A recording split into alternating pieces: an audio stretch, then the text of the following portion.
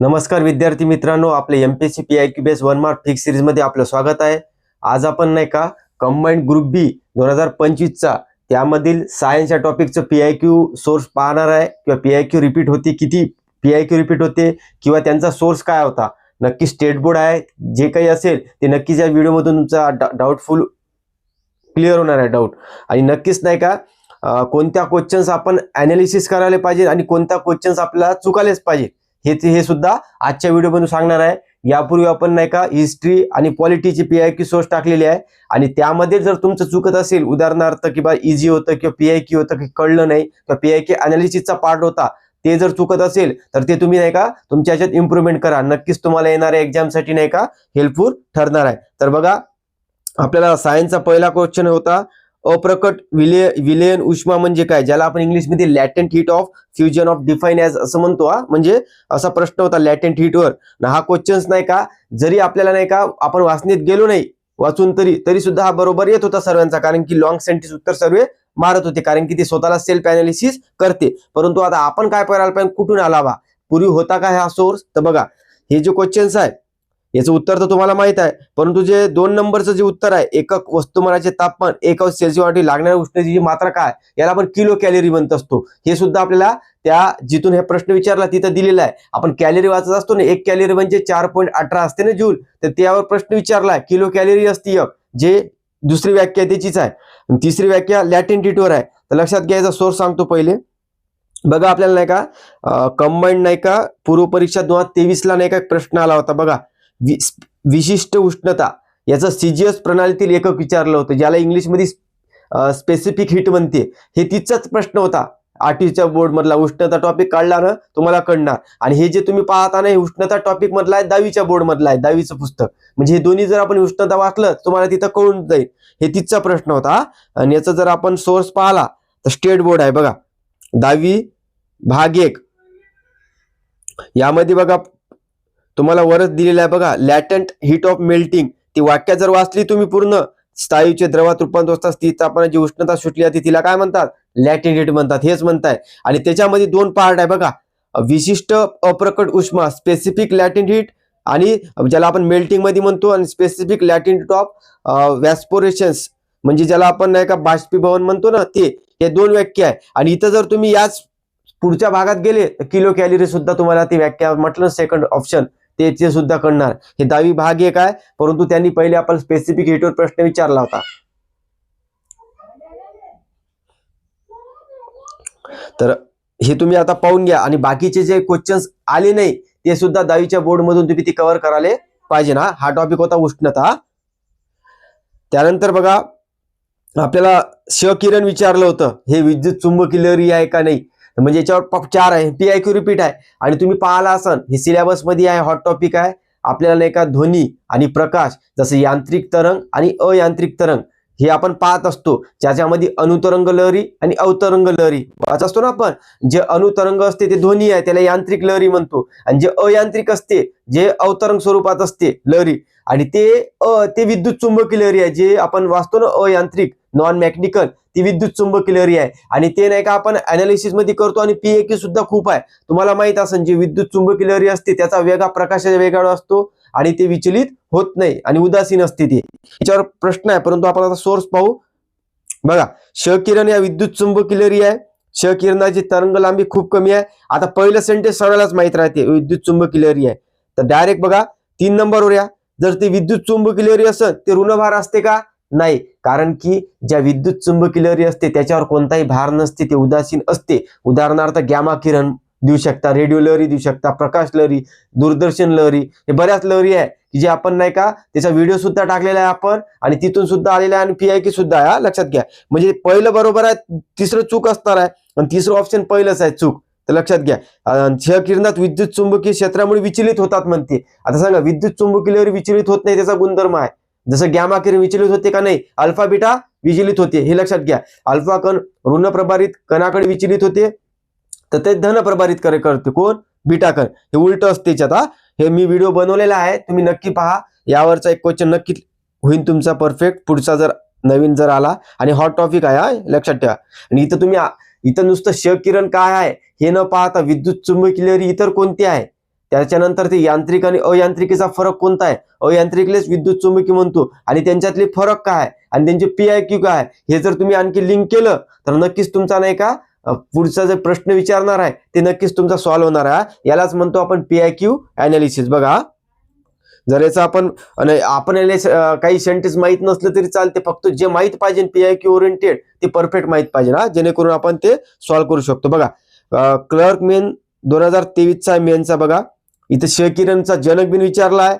उच्च दर्जा धारक विद्युत चुंबकीय तरंग आहे, म्हणजे कसं आहे उच्च वारंवारतावाले आहे आणि विद्युत चुंबकीय तरंग आहे, इथून निघलं ना क्षकिरण विद्युत चुंबकीय तरंग आहे आणि याच प्रकाशाच्या वेगाने प्रवास करते. त्याच्यानंतर स्वयं केंद्रकामधून बाहेर पडतात का, नाही, हे केंद्रकाच्या बाहेरून नाही तर केंद्रकाच्या मधून बाहेर पडतात, नाही तर केंद्रकाच्या बाहेरून पडते. हे केंद्रकामधून कोण बाहेर पडत असते, गॅमा किरण पडत असते. हे आपण नंतर पाहू डिटेलमध्ये, मी व्हिडिओमध्ये घेतलेलं आहे, त्या लक्षात घ्या.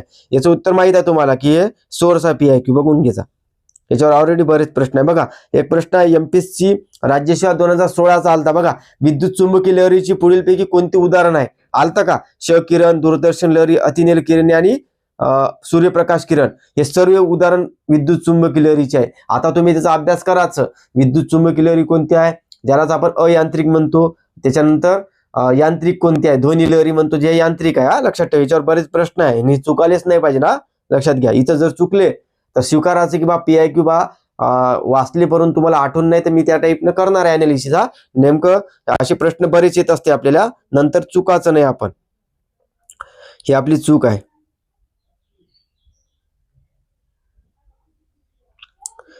त्यानंतर बघा, पुन्हा आलता आपल्याला अल्फा बीटा किरणोत्सर्गाचे एकक आणि गॅमा किरण. हा तर PIQ रिपीट आहे आणि अनालिसिसचा पार्ट आहे, बऱ्याचदा प्रश्न आलेला आहे. बघा, किरणोत्सर्गाचे एकक क्युरी आहे, त्याच्यावरूनच प्रश्न सॉल्व्ह होत होता.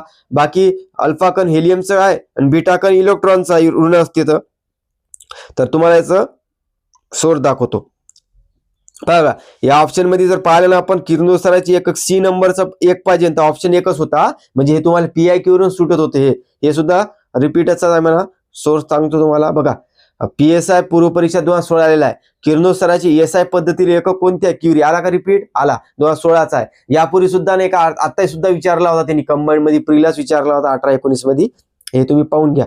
तर एका याच्यावरून सुद्धा निघते आपला उत्तर. आणि याचा जर तुम्हाला सोर्स सांगायचा म्हटलं तर तुम्ही ते किरणोत्सर्गाचा टॉपिक पाहायचं PIQ मध्ये, हे तुम्हाला भेटणार आहे. अल्फा बीटा आणि गॅमा, याच्यावर बरेच प्रश्न आहे, मेन्सला सुद्धा आहे. तर आपला ते भाग चुकला नाही पाहिजे, एवढं लक्षात ठेवायचं.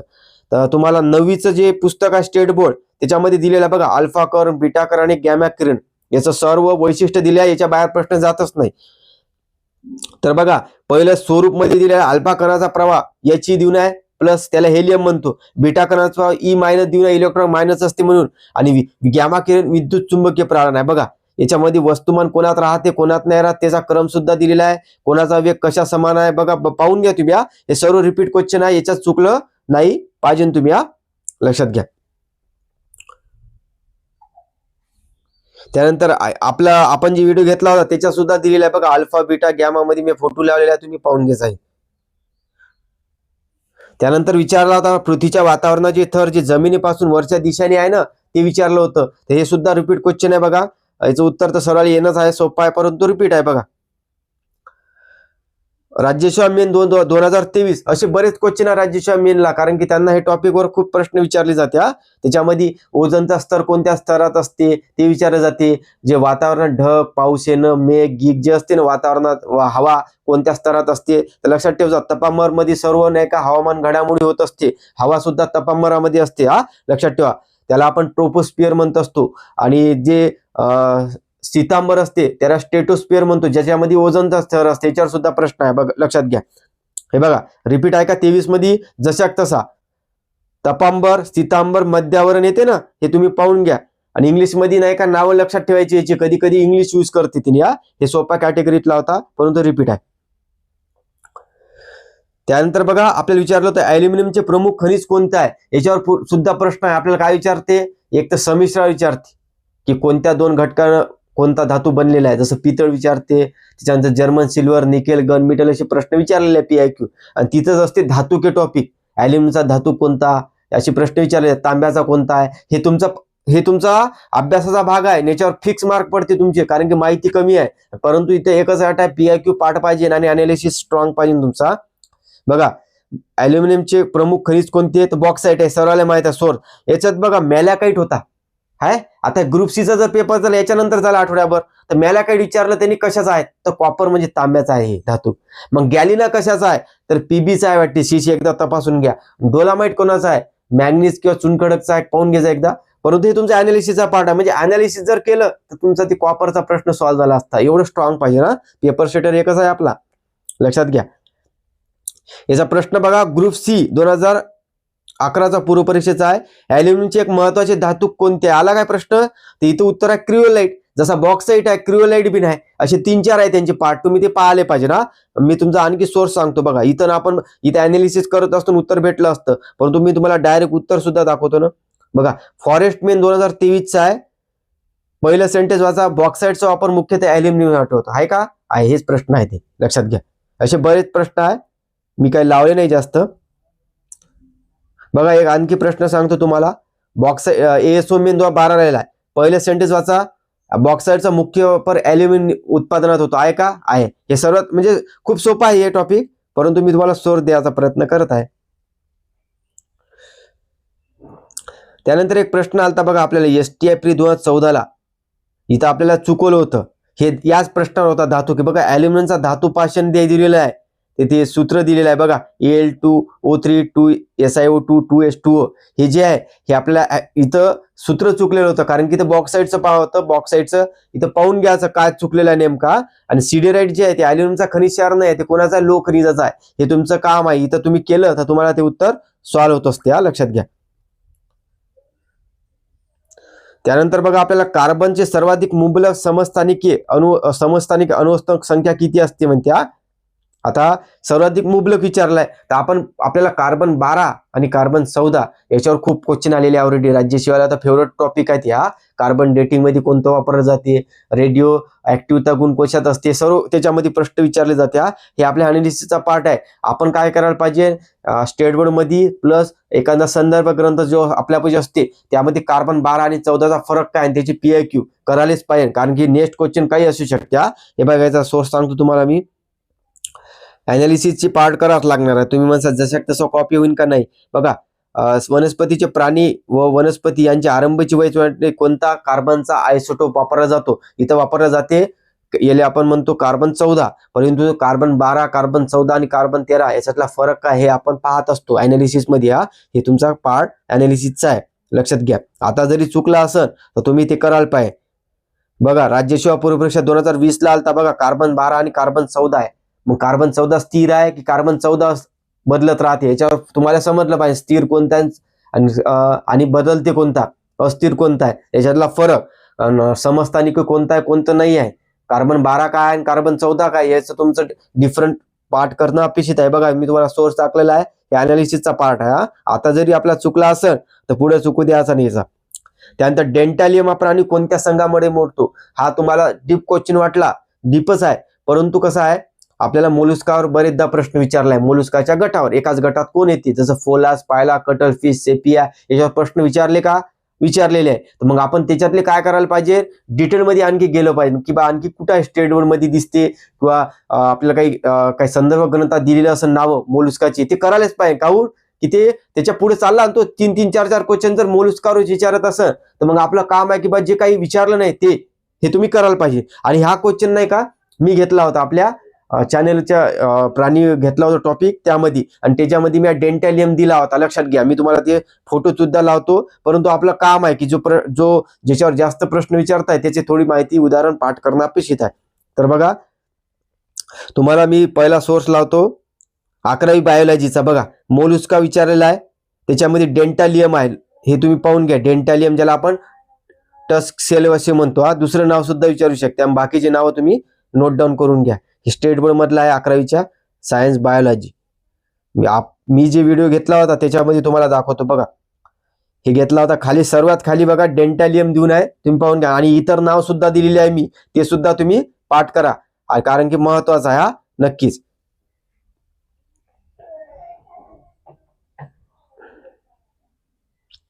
त्यानंतर बघा खालीलपैकी कोणता प्राणी सर्वात आदिम पृष्ठवंशी प्राण्याचा गट अज्ञाताशी संबंधित आहे. आता हा प्रश्न खूप डीप होता. यापूर्वी त्याने 2 क्वेश्चन पेट्रोमायझन विचारले होते आणि पेट्रोमायझन जे आहे ते सायक्लोस्टोमेटामध्ये येते, ज्याला म्हणतो चक्रमुखी आणि ते व्हर्टिब्रेटाचे 6 प्रकार आहे. जे वाचतो ना आपण व्हर्टिब्रेटामध्ये 6 प्रकार कोणते, मत्स्य हे सायक्लोस्टोमेटा येते पहिले, मग येते मत्स्य यांचे कप्पे 2 आहे सायक्लोस्टोमेटाचे सुद्धा हृदयाचे कप्पे 2 आहे आपण मत्स्य जे 2 म्हणतो त्याचे सुद्धा आहे.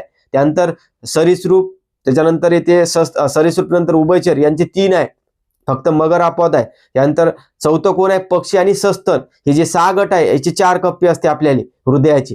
हे सर्व जे 6 प्रकार आहे ते व्हर्टिब्रेटाचे, याच्यावरचा प्रश्न होता आणि स्टेट बोर्ड मध्ये याची फोटो सुद्धा दिलेला आहे. आणि हा प्रश्न आपण टॉप मध्येच टाकू, परंतु आता आपण पेट्रोमायझन बद्दल वाचायला पाहिजे, कारण की अज्ञाताशी म्हणजे काय असते माहित आहे का, यांची जबडी जी असते जबडा विहिरीत असते वाटते हे, आणि ती व्याख्या आपल्याला तिथं माहित नसणं अपेक्षित आहे क्वेश्चन लक्षात घ्या. परंतु आता आपण अभ्यास करायचा आहे याचा पेट्रोमायझन. बघा सायक्लोस्टोमेटा दिलेला आहे बघा, जबडे विहिरीत, चुसीमुख असते, ते त्वचा मृदू आणि खवले विहिरीत असते, युग्मी उपांगी नसतात, अंतकंकाल कास्तिमय असते आणि याचं वैशिष्ट्य दिलेलं आहे. उदाहरणे बघा पेट्रोमायझन आणि मिक्झिन, हे आकृती सुद्धा दिलेली आहे, पाहून घ्या तुम्ही. तुम्हाला असा प्रश्न पुढचा येऊ शकते, पेट्रोमायझन जे आहे ते कोणत्या प्राणी वर्गात येते, सायक्लोस्टोमेटामध्ये येते, लक्षात ठेवा. हे तुम्ही कर्जा स्टेट बोर्ड आहे. त्यानंतर बघा आपल्याला विचारलं होतं वनस्पती गटाची योग्य उदाहरण लावा.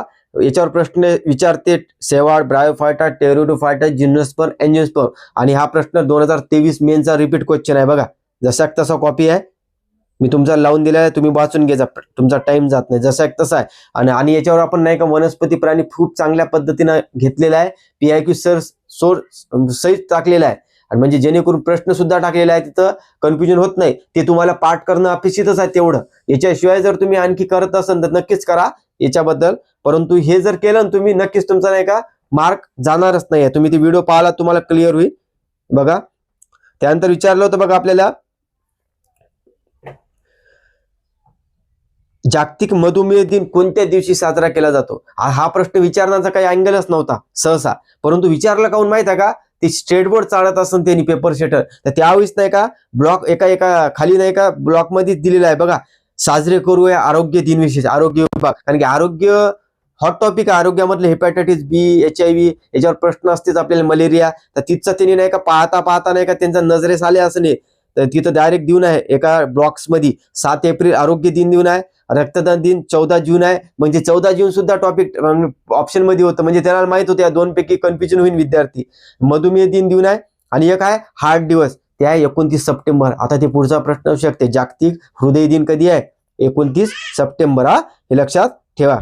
तर हे तिथूनच टाकण्यात आलेलं आहे. आता तुम्ही फक्त अनालिसिस म्हणून हे पहा, म्हणजे पुढचा जर आला तर आपल्याला आलं पाहिजे. आणि स्टेट बोर्ड लिंक करा, जर तुम्हाला सवीची द्यायची आहे ना, जे हॉट टॉपिक आहे त्याचे तरी टॉपिक करण्याचा प्रयत्न करा, सर्व नका करू वाचून पहिल्या पेज पासून. जसं वनस्पती वाचतो तो वनस्पती 8, 9, 10 मध्ये पाहून घ्यायचा त्याचीच. प्राणी करत असेल तर प्राणी 8, 9, 10 मध्ये एकाचीच वाचायचं रॅन्डमली. असं नाही वाचायचं की बा पहिल्या पेज पासून पूर्ण पुस्तक संपवलेलं वाचणं नाही म्हणत असते. फक्त तुम्हाला काय वाटेल की मी स्टेट बोर्ड वाचलेले खूप छान पद्धतीने, पण मार्कात इन्क्रीजमेंट होणार नाही. होईल कधी, ज्यावेळेस तुम्ही PIQ आणि एक टॉपिक जर तुमचा कव्हर होत असेल तर. कारण की आपल्याला नाही का PIQ नुसार कसं असते, कमी माहितीत जास्त मार्क कसे घ्यायचे आहे हे तुम्हाला कळलं पाहिजे लक्षात घ्या. त्याच्यानंतर बघा पेट्रोमायझनवर प्रश्न आलता, मी आता टाकलेला आहे बघा, हे 2025चा, हे तुम्ही ऍड करून घ्या. पेट्रोमायझन मध्ये म्हणजे अँटिगो अंगुलन स्रावले जातात, हे श्लेष्मल ग्रंथी आहे. फार डीप क्वेश्चन होता, परंतु पेट्रोमायझनवर क्वेश्चन येत आहे, तर तुमचं काम काय माहित आहे का, पेट्रोमायझन 11वी बायोलॉजी किंवा देऊ नाही का पाहायचं, 10वी 11वी 12वी किंवा नेटवर सर्च करायचं पेट्रोमायझन काय आहे. कारण की पेट्रोमायझन डीप क्वेश्चन येत आहे. जर आपण एक पेज जर आपण सर्च केलं आणि नक्कीच आपल्याला हे 11वी NCERT 12वी मध्ये जर भेटलं एखादा पेज, तर नक्कीच पाहून घ्या. कारण की कसं आहे, 1 मार्क तुम्ही पुढे जासाल. जर आपण म्हटलं फार डीप आहे, परंतु हेच माहिती 7 पेजवरची दिसली तर आपल्याला पुढचा प्रश्न नाही का टॅकल होईल, लक्षात घ्या. आता टाइम आहे ना आपल्यापाशी, म्हणून म्हटलं. त्यानंतरचा नेक्स्ट क्वेश्चन बघा, आपल्याला विचारला होता, रिकामी जागा या जीवनसत्वामुळे रक्त साकळण्यास गोठण्यास मदत होते. ब्लड क्लॉटिंग बद्दल विचारला होता आणि PIQ रिपीट आहे, विटॅमिन K.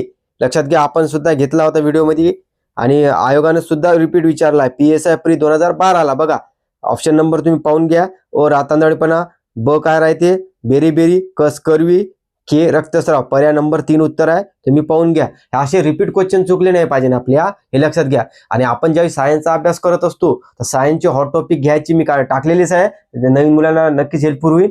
आणि ते पाहायचे आणि ते हॉट टॉपिक नुसार मी जवळपास 21 व्हिडिओ टाकले आणि ते पीआयक्यू रिलेटेड आणि पीआयक्यू सोर्स आहे. जे नवीन मुलं आहे ना त्यांनी नक्की सायन्सचा अभ्यास करण्याच्या पूर्वी नाही का व्हिडिओ नक्की पहा, जेणेकरून काय करायचं नेमकं तुम्हाला कळणार आहे. आणि बरेच पीआयक्यू रिपीट आहे यावर्षी, पाहून घ्या. हे जर प्रश्न तुम्हाला झाला रिपीट. आता एक क्वेश्चन समोरचा बघा. एबीओ जे रक्तगटाचा शोध आहे यांनी लावला बघा. कार्ल स्टॅनर, डिकॅस्टेलो स्टर्लीनं नाही का एबीचा लावला. आणि ते दोघं मी एकाच दत नाव येते, डिकॅस्टेलो व स्टर्ली आपण वाचत असतो अनालिसिस. आणि यापूर्वी नाही का प्रश्न विचारला होता बघा हे. आणि त्यावेळेस आपण अनालिसिस मध्ये करत असतो. हा क्वेश्चन डायरेक्ट विचारलेला आहे एबीओचा यापूर्वी सुद्धा, परंतु मला ते प्रश्न भेटला नाही, जुना असू शकते ते. परंतु आपण बघा एमपीएससी राज्यसेवा 2011 माणसामध्ये कोणत्या ग्रुपचे रक्त असले पाहिजे की जो कोणत्याही गटाचे रक्त स्वीकारू शकते, त्याला म्हणतो एबी. याला युनिव्हर्सल डोनर म्हणतो ना आपण, रिसिव्हर म्हणतो, युनिव्हर्सल रिसिव्हर. युनिव्हर्सल डोनर कोणाला म्हणतो ओ, कारण की सर्वांना देऊ शकते आणि हे सर्व घेऊ शकते एबी. लक्षात ठेवा. म्हणजे म्हणून ओला ओच चालते पण ओ सर्वांना देते, लक्षात ठेवा. म्हणून देणारा म्हणतो डोनर. आणि एबी काय असते ते कोणत्याही रक्तगटात त्याला लागू शकते रक्त एबी. आणि हा प्रश्न आपण अनालिसिस करतो. मग एबी का होय, ए कोणता आहे, बी ओ कोण होय. मग त्या मग पाहताना काय स्टेट आपण संदर्भ ग्रंथ जरी पाहिले ना, स्टेट बोर्ड मध्ये तर देऊनच आहे. संदर्भ ग्रंथ जरी पाहिले तरी सुद्धा तुम्हाला ते येते. मग लॅन्स्टॅनर कोण होय, मग डिकॅस्टेलो स्टर्ली कोण होय, हे पीआयक्यू अनालिसिस आहे. काही क्वेश्चन रिपीट होणार आहे, काही क्वेश्चन अनालिसिस असणार आहे. फक्त तुम्हाला इथं काय कळलं पाहिजे माहिती आहे का, आता तुम्हाला सांगतो. आता हे रक्तासंबंधी प्रश्न आहे, तर मग रक्ताचा शोध कोण लावलाय पहिला प्रश्न राहील. रक्ताचा पीएच वर सुद्धा प्रश्न आहे. त्यानंतर रक्ताचे जे प्रकार असते ना आपले डब्ल्यूबीसी, आरबीसी, प्लेटलेट, हे प्रकार डब्ल्यूबीसी वर प्रश्न नाही का पूर्वी आहे, आरबीसी वर सुद्धा प्रश्न आहे. मग त्याच्यातला फरक काय ते पाहणं अपेक्षित आहे. रक्त जे म्हणतो आपण त्याचे प्लाझ्मा, आता विचारलं 55% ह्युमन ब्लड मध्ये प्लाझ्मा असते आणि मग सेल मध्ये 45% असते. हे रक्ताचे प्रकार आहे ना. मग तुम्ही पाहता काय, मग तिथं प्रश्न येतात ब्लडवर, मग ब्लड तुम्ही पाहिले पाहिजे. हे तुमचं अनालिसिसचा पार्ट आहे, नाही की पीआयक्यू जरी आला तरी आला पाहिजे आणि अनालिसिस मध्ये आला तरी आला पाहिजे, कारण की ते आपण करतो हॉट टॉपिक म्हणून. लक्षात घ्या. हे जर याचा सोर्स जर तुम्हाला मी सांगायचं म्हटलं तर बघा 8वीचा आहे वाटते, बघून घ्या 81 पेजवर आहे. इथं डायरेक्ट नाही काय बॉक्समध्ये दिलेलं आहे बघा. ए बी आणि ओ रक्तगटाचा शोध इसवी सन 1900 साली कार्ल लॅन्स्टॅनर यांनी लावला. या शोधाबद्दल त्याने 1930 सालचे नोबेल पारितोषिक देण्यात आले. आणि एबीचा दिलेला आहे बघा डिकॅस्टेलो अँड स्टर्ली 1902 मध्ये. तारीख सहित पाठ करा. आणि रक्तशास्त्राचा अभ्यास कोणत्या याच्यात केला जाते त्याला हिमॅटॉलॉजी म्हणतात, तिथं सुद्धा दिलेलं आहे. हे बॉक्स जे असते ना फार इम्पॉर्टंट असते आणि आय1 तिथून उचलला. जर आपला जर चुकत असेल तिथं तर आपण नाही का नक्कीच पीआयक्यू नाही का अनालिसिस चुकत आहे आपलं, किंवा पीआयक्यू आपण त्या येणं सिरियस घेत नाही आहे. लक्षात घ्या. आपण जास्तीची माहिती वाचण्यापेक्षा कमी माहिती वाचायची पण स्पेसिफिक वाचायची, हे लक्षात घ्या. त्याच्यानंतर बघा आपण ते बॉक्साईटचा घेतला होता ना, ते स्टेट बोर्ड मधलाच आहे बघा. बॉक्साईटच्या धातुकीचे सहतीकरण दिलेलं आहे बघा. पहिलंच ॲल्युमिनियमचे मुख्य धातू कोण आहे, बॉक्साईट. हा सोपा क्वेश्चन आहे, तुम्ही पाहून घ्या, स्टेट बोर्ड मधलाच आहे. त्याच्यानंतर बघा एक हे टफ क्वेश्चन आलं आपल्याला. वनस्पतींना कॅल्शियम चयापचयासाठी कोणत्या खनिजाची आवश्यकता असते. 16 वनस्पतीचे मूलद्रव्य असते, 16 घटकाची आवश्यकता असते. आर्नॉन आणि स्टाउटच्या मध्ये त्यांनी ते सांगितले. त्याच्या सूक्ष्म कोणते, मोठ्या स्वरूपात कोणते, बेसिक कोणते आपण पाहिलेला आहे, व्हिडिओ सुद्धा टाकलेला आहे. परंतु 16 मूलद्रव्याची नाही का कार्यावर प्रश्न आहे की बा कोणतं मूलद्रव्य कोणतं करते हे लक्षात ठेवणं कठीण जाते. परंतु जर तुम्ही नाही का हे जर 16 मूलद्रव्य 11वीच्या बायोलॉजी मध्ये दिलेलं आहे एका डायग्राम मध्ये, जर तुम्ही ते व्यवस्थित तुमच्या कीवर्डनं जर कार्य पाहिले वेगळं काय करते बा कोणाचं, तर तुम्ही नाही का नक्कीच नाही का इतरांसमोर 1.25 मार्कांसमोर राहायचं ना. मी सोर्स टाकतो. जे दुसरा प्रश्न आहे संपूर्ण झाडाची वाढ खुंटणे, त्यानंतर मृत ऊतींचे लहान भाग असतात, फॉस्फरसच्या कमतरतेचे लक्षण आहे ज्याला आपण म्हणतो निक्रोटिक स्पॉट्स, हे उत्तर आहे. लक्षात घ्या. हे 11वी बायोलॉजी मधलं आहे, 11वी का 12वी हे मी तुम्हाला दोन्ही टाकतो. इथं कॅल्शियम चयापचय लक्षात ठेवा, टाकतो तुम्हाला पहा. हे 12वी बायोलॉजी मधलं आहे बघा. तिथं नाही का नोन ऑफ सायंटिस्ट मध्ये बॉक्स देऊन आहे, तिथं 16 मूलद्रव्य जे सांगितले त्याचा जनक सुद्धा दिले आहे, आर्नॉन आणि स्टाउट. लक्षात ठेवा. बाकी बघा पर्यायामध्ये बघा क्लोरोसिस, तिथं नेक्रोसिस देऊन आहे बघा, नेक्रोसिस स्पॉट. तिथं त्याचं जर एक्सप्लेन वाचलं तुम्ही, it is the localised death of tissue. आणि आपल्या जर तुम्ही प्रश्न वाचला तिथं बी सुद्धा डेट ऑफ टिश्यू, म्हणजे ते नेक्रोसिस आहे, इथंच विचारलाय वैशिष्ट्यावर. आता जर पुढचा प्रश्न आला ते स्टंटिंग का आहे, क्लोरोसिस पर्यायामध्ये आहे, मेल्टिंग आहे, ऍब्सिसियन आहे, हे तुम्ही पाहून घ्या, जेणेकरून कसं आहे कमी माहिती राहिली तर पाहायला अपेक्षित नाही. ChatGPT मध्ये जायचं आणि मराठीमध्ये ट्रान्सलेट करायचं काही काही स्क्रीनशॉट बघा. त्यानंतर बघा आपल्याला जे विचारला होता इथून ते निघून जात होता नेक्रोटिक्सचा, परंतु ते चुकलं तरी काही हरकत नाही. परंतु पुढचा प्रश्न म्हणत आहे मी असं नाही की तिथं आलंच पाहिजे आपल्याला, हे चुकलं तरी चालते, परंतु आता जर आला तर चुकलं नाही पाहिजे ना, लक्षात घ्या. आणि चुकण्यासाठीच होता प्रश्न तसा पाहिला तर. त्यानंतर बघा आपल्याला बोरॉन विचारला होता ना, तर बोरॉन बघा, बोरॉन विचारलं होतं बघा, कॅल्शियमचं चयापचय करते म्हणजे कॅल्शियम मेटाबॉलिझमवर होता.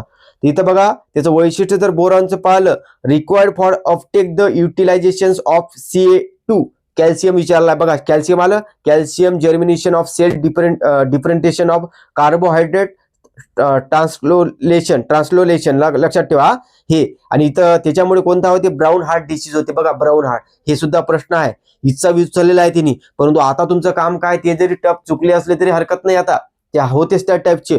परंतु आता इथं 16 मूलद्रव्य दिलेले आहे, तर याचं तुम्ही नाही का मराठीत करा आणि नक्कीच त्यांचं फरक काय करते, बोरॉनमुळे काय होते, जस्तामुळे काय होते, मॅग्नीजमुळे काय होते ते लक्षात घ्या. जेणेकरून जर पुढचा प्रश्न तयार झाला तर इथूनच बनणार आहे, लक्षात घ्या. हे तुम्हाला मी 12वी बायोलॉजी बद्दल सांगितलेलं आहे. आता अशा पद्धतीने नाही का आपण बरेच क्वेश्चन्स नाही का रिपीट होते, लक्षात घ्या. आणि काही क्वेश्चन जे आहे PIQ अनालिसिस होते, हे तुमचं करणं अपेक्षित आहे तुम्हाला. यावरून नक्कीच तुम्हाला नाही का आजचे जे नवीन स्टुडंट आहे त्यांना नक्कीच हेल्पफुल वाटत असेल हा व्हिडिओ, तर नक्कीच लाईक कर जा. आणि एक आणखी सांगण्याचा हे उद्देश आहे की बा जे हॉट टॉपिक असते ना आयोगाचे, तुम्ही जर आता जरी पाहिलं ना की बा हा वनस्पतीचा आहे, हा प्राणीचा आहे, धातूवरचा आहे, संमिश्रावरचा आहे, त्याच्यानंतर हा ब्लडवरचा आहे म्हणजे RBC WBC, ते केलं तर तुम्ही येते. तुम्ही पाहिला असेल मागे विचारला होता त्यांनी, WBC चे 5 प्रकार असते ना, ते सुद्धा विचारू शकते की खालीलपैकी RBC चे 5 प्रकार आहे असं देऊ शकते ते, की WBC 5 प्रकार आहे. त्याच्यावर आपल्याला विचारलं होतं सर्वाधिक नाही का पर्सेंटेज नुसार नाही का कोणाच कमी राहते कोणाच जास्त राहते, जसं बॅसोफिल, इओसिनोफिल, लिम्फोसाइट, अँथ्रोसाइट अशा आहे ना ते जिओनोसाइट, हे प्रकार आहे 5. तर त्याच्यामध्ये प्रमाणानुसार टक्केवारीनुसार कोण जास्त राहते कोण कमी याच्यावर विचारला, त्यावेळेस अनालिसिस केलं असतं आपण तर आपल्याला प्रश्न रक्ताचा सुटला असता, लक्षात ठेवा. त्यानंतर ब्लड ग्रुपवर प्रश्न विचारलेलेच आहे त्यांनी. त्याच्यानंतर प्लाझ्मावर विचारलं रक्ताचं. त्याच्यानंतर आपल्याला काय सांगता येईल, WBCचा आकार विचारला होता पूर्वी, RBCचा द्विअंतर वक्र आहे का म्हणजे बायोकोन आहे का बायोनेक्स आहे, हे विचारले आहे त्यांनी. हे तुम्ही नक्कीच नाही का PIQ अनालिसिस मध्ये जाते. सांगण्याचा उद्देश हेच आहे की काही भाग तुम्हाला रिपीट येणार, काही भाग अनालिसिस येणार आणि काही भाग तुम्हाला आलाच नाही पाहिजे असा सेट होणार आहे. तर तुम्ही तिन्ही प्रकारापैकी 2 प्रकारावर जास्त काम करायला पाहिजे. तिसरा प्रकार याच्यातूनच विकसित होते. तुम्ही लॉजिक लावसाल, त्या लॉजिकनं सुद्धा बरोबर येत नसत, मग ते त्यांचा सेटरचा एकच उद्देश आहे की तो प्रश्न तुमचा चुकला पाहिजे. परंतु आपण ते 2 याच्यावर करा पाहिजे, PIQ आणि PIQ अनालिसिस. स्टेट बोर्डले लिंक करा तुम्ही, लक्षात घ्या. तर अशा पद्धतीनं सायन्सचं टाकलेलं आहे. यानंतर आपण आणखी विचारचे टाकू जेणेकरून नवीन स्टुडंटना हेल्पफुल होईल. तर तुम्हाला आजचा व्हिडिओ आवडला असेल नक्की लाईक करा, कमेंट करा, शेअर करा. धन्यवाद.